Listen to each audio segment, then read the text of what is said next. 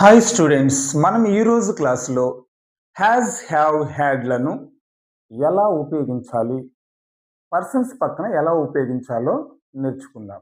చూడండి, పర్సన్స్ పక్కన మనం ప్రజెంట్లో, పాస్ట్లో ఈ హ్యాజ్ హ్యావ్ హ్యాడ్లను ఎలా వాడాలి. జనరల్గా మనం హ్యాజ్ హ్యావ్ అనేవి, హ్యాజ్ అనేది సింగులర్కి, హ్యావ్ అనేది ప్లూరల్కి మనం యూజ్ చేస్తాం. ఇక్కడ చూద్దాం ఒకసారి. ఇక్కడ ఐ అనే ఈ సింగులర్కి హ్యావ్ అనేది ఉపయోగించాం.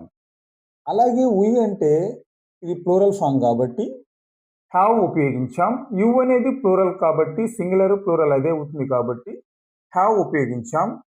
హీ అనేది సింగులర్, హ్యాజ్ ఉపయోగించాం. షీ అనేది కూడా సింగులరే కాబట్టి హ్యాజ్ ఉపయోగించాం. ఇట్ అనేది సింగులర్ కాబట్టి హ్యాజ్ అనేది ఉపయోగించాం. దే అనేది ప్లూరల్ కాబట్టి హ్యావ్ అనేది ఉపయోగించాం. అయితే ఇక్కడ మనం చూస్తే ప్లూరల్స్ అన్నిటికీ కూడా మనం హ్యావ్ అనేది ఉపయోగించాం. కానీ ఇక్కడ సింగులర్కి హ్యావ్ అనేది ఉపయోగించాం.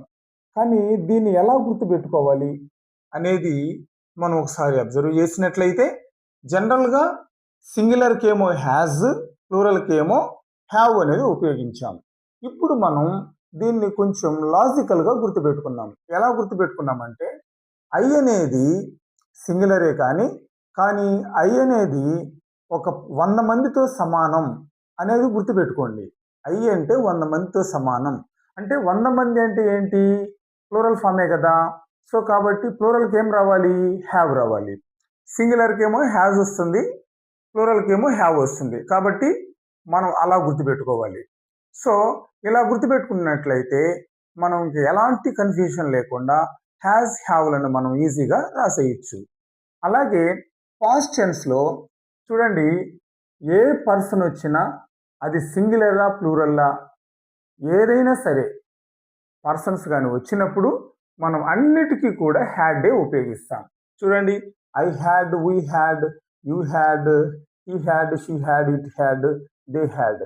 ఇలా మనం హ్యాజ్ హ్యావ్లను సింపుల్గా మనం గుర్తుపెట్టుకోవడానికి ఛాన్స్ ఉంటుంది.